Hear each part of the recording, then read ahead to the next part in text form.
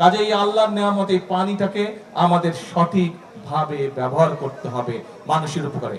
সমগ্র বাংলাদেশে ইনশাআল্লাহ আগামী 5 বছরে আমরা প্রায় 20,000 কিলোমিটার খাল খনন করব। প্রথম যে মন্ত্রিসভার সরকারের যে মন্ত্রিসভার বৈঠক ছিল, সেই বৈঠকে প্রথমেই বিএনপি সরকার কৃষক ভাইদের কথা মনে রেখেছে এবং সেই কৃষি ঋণ সুদ সহ আমরা মওকুফের ব্যবস্থা করেছি। এখন প্রিয় ভাই বোনেরা, আজকে আমরা এখানে একত্রিত হয়েছি এই খাল কাটার। আপনারা নিজেরাই বলেন এই খাল কাটলে আপনাদের সকলের, বিশেষ করে যারা কৃষি কার্যের সাথে জড়িত, সেই কৃষি কার্যের সাথে জড়িত তাদের আপনাদের উপকার হবে, আপনাদের সকলের উপকার হবে। গ্রামের মানুষ খাল থাকলে, খালে পানি থাকলে কি কি উপকার হয় প্রত্যেকটি মানুষ আপনারা বুঝেন। আজ এই খাল কাটাটা কেন জরুরি? সমগ্র বাংলাদেশে আজকে যে খালগুলো আগে ছিল প্রায় সকল খাল ভরাট হয়ে গেছে। আমি এখানে আসার পথে আমি বিভিন্ন জায়গায় দেখলাম নদীর পর্যন্ত ভরাট হয়ে গেছে। নদীর মধ্যে কিছু চাষবাসের কাজ হচ্ছে। বহু খাল, ওই যে ছোট ছোট কালভার ব্রিজ যখন পার হয়ে আসলাম দেখলাম যে অনেকগুলো খাল প্রায় ভরাট হয়ে গিয়েছে। এই এলাকাতে যে খবর নিয়ে আমি জানলাম, এমনকি বর্ষার মৌসুমেও খরা হয়, অনেক জায়গায় পানি পাওয়া যায় না। ঠিক এই কথাটা কি ঠিক?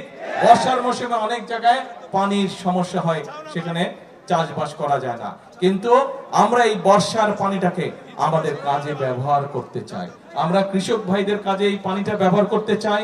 আমরা এই পানিটা ব্যবহার করতে চাই এমন ভাবে যাতে সমগ্র এলাকার মানুষ উপকার পায়। সেজন্যই আমরা সমগ্র বাংলাদেশে আজকে আনুষ্ঠানিকভাবে এখানে খাল খনন শুরু করলাম।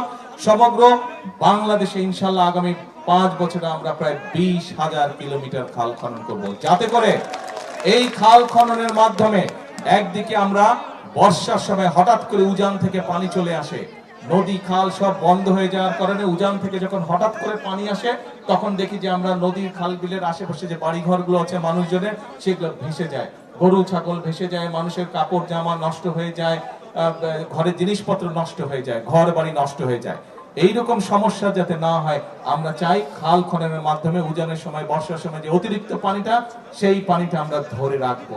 কারণ উজানের সময় যেই পানিটা আসে, আপনারা প্রত্যেকে এইটার অভিজ্ঞ দেখেছেন, আপনারা 7 দিন 10 দিন থাকে, তারপরে সেই পানির খবর নাই, চলে গেল পানি, তাই না? কিন্তু এই পানিটা যদি আমরা ধরে রাখতে পারি তাহলে কি সবার উপকার হবে? সবার উপর। এবং সেজন্য এই পানিটাকে আমরা ধরে রাখতে চাই, যাতে শুষ্ক মৌসুমেই হোক, বর্ষা মৌসুমেই হোক, আমরা আমাদের কৃষক ভাইদেরকে পানি সরবরাহ করতে পারি, যাতে আমরা আমাদের কৃষির উৎপাদন বাড়াতে পারি। এবং কৃষির উৎপাদন এই জন্যই আমাদেরকে বাড়াতে হবে। ভাইরে, বাংলাদেশ বিরাট দেশ, একটা 20 কোটি মানুষ এই দেশে। এই মানুষগুলোর জন্য খাবার দাবারের ব্যবস্থা, আমরা এত মানুষের খাবার কি বিদেশ থেকে আনা সম্ভব? বিদেশ থেকে আনা সম্ভব না। এই খাবার আমাদেরকে এই দেশেই উৎপাদন করতে হবে।